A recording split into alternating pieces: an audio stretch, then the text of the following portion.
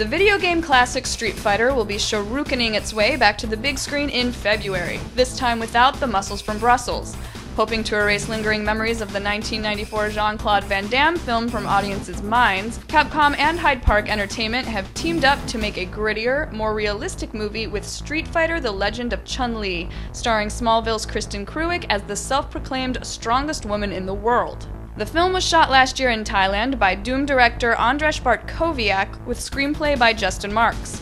We got a chance to sit down with Justin, who gave us the exclusive lowdown on his involvement with Street Fighter and how this version is going to roundhouse kick its campy predecessor in the face. I spoke with the guys at Hyde Park about it, and they had a really interesting way into the world, which was to say, let's not worry about the overall introducing 14 characters in one movie and trying to create a broad movie that tries to please everyone and in so doing pleases no one.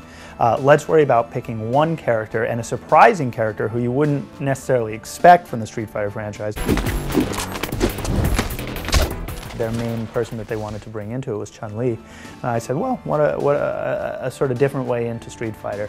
It's a unique filter. She always had a very interesting story. I really like the revenge arc. But it's not a revenge arc, because I think Chun-Li's quest is a little more complex than that. But a heroine is only as good as her villain, and that's where wannabe dictator M. Bison comes stomping in, played this time around by Band of Brothers star Neil McDonough.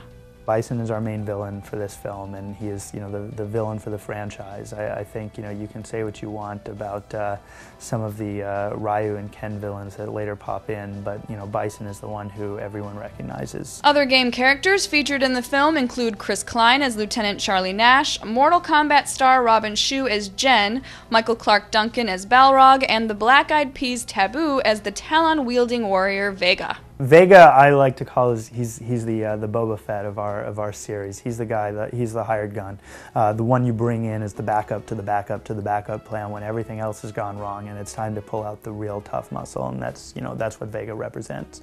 He's got this sort of layered animosity towards Balrog that we recognize from the series, where the two of them, there was always a bit of a competition there. There was always a bit of a sense that these guys couldn't stand each other. Balrog is Bison's number two, I guess, his bodyguard when the story starts, or his muscle, if you will. He's a retired boxer, a guy who was shamed long ago for reasons that only Balrog and Street Fighter fans really know, but who then went into the organized crime syndicate known as Shadow Lao. So he is a guy who is very much the person you don't want to see walk into the room when you're crossing Bison.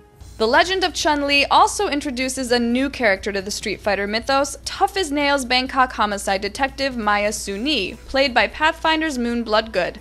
But it isn't the inclusion of characters that has many fans skeptical, rather the exclusion of key Street Fighter characters, most notably Ryu and Ken. I think it came as a result of conversations between Capcom and the producers. I think one thing that they really wanted to ensure with this reboot is that it gets as far away from anything that has been done in the Street Fighter world in the past.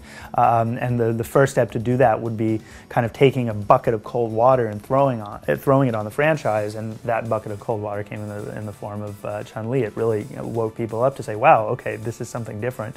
You can scratch your head at it. You can say, oh, it's strange or odd, and I've seen all the complaints and I've had plenty of the conversations, but the fact of the matter is it's not what you've seen before. But fear not, just like in the world of video games, filmmakers already have sequels in mind. The next one we hope will be opening up the universe a little wider. The model is X-Men, which, if the first film is in some respects a Wolverine story, the second film suddenly you did have 15 characters, and the reason why they were able to do that was because we got to know each of those characters in the first film, and then they could introduce twice as many and just get to know them without it feeling crowded. And so that's the hope for a potential future film down the line, is to really kind of build out the mythology. Once you have found your power, you must decide what you fight for.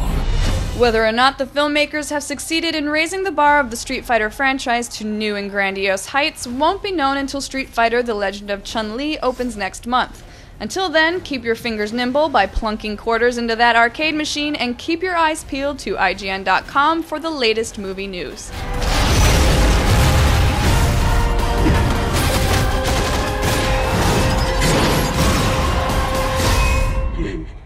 not stop me.